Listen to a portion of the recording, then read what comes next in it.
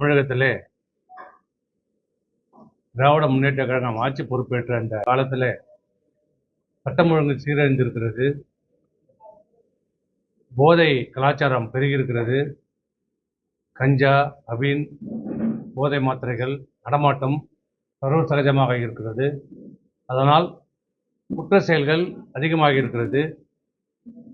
குறிப்பாக பெண்களுக்கு தமிழகத்திலே இந்த ஆட்சியிலே பாதுகாப்பில்லை.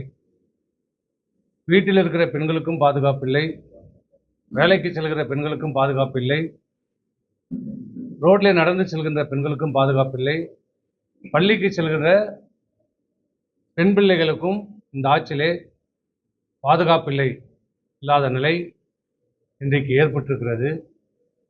திமுகவுடைய வானூர் ஒன்றிய கழக செயலாளர் திரு பாஸ்கர் என்பவர் கடந்த 3 மாதங்களுக்கு முன்பாக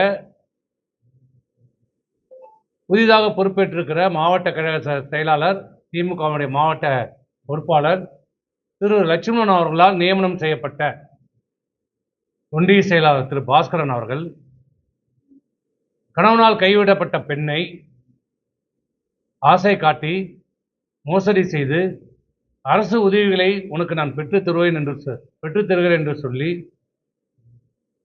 வலியுறுத்தி கட்டாயப்படுத்தி அவரை தன்னுடைய கார் ஷெட்டில் வைத்து கட்டாயப்படுத்தி மிரட்டி கற்பழித்திருக்கிறார்.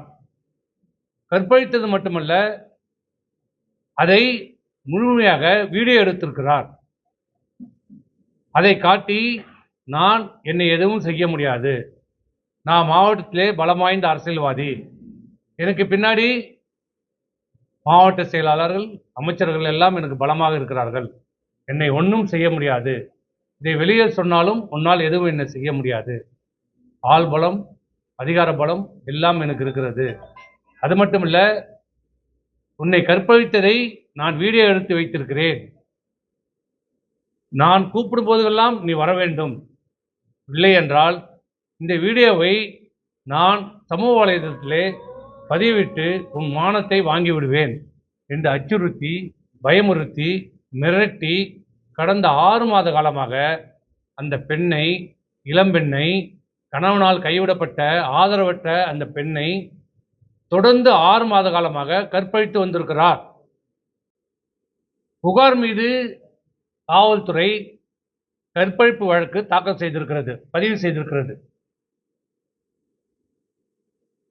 தாக்கல் செய்த தேதி 19, இன்றைக்கு தேதி 24, 19, 20, 21, 22, 23, 5 நாட்கள் ஆகிறது.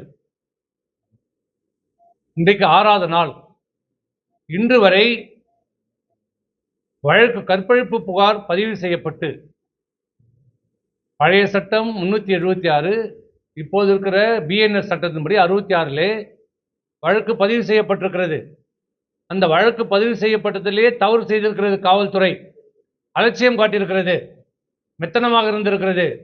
வெறும் கற்பழிப்பை மட்டும் 64 என்று போட்டிருக்கிற காவல்துறை அவரை ஆசை காட்டி மோசடி செய்த குற்றத்திலே சேர்க்கவில்லை, மோசடி வழக்கு சேர்க்கவில்லை, அவர் அச்சுறுத்தியதாக சொன்னப்பட்ட 506 அதுவும் சேர்க்கப்படவில்லை, துன்புறுத்திய வழக்கும் சேர்க்கப்படவில்லை, ராங்ஃபுல் ரிஸ்ட்ரெயின்ட் எதையும் சேர்க்கப்படவில்லை.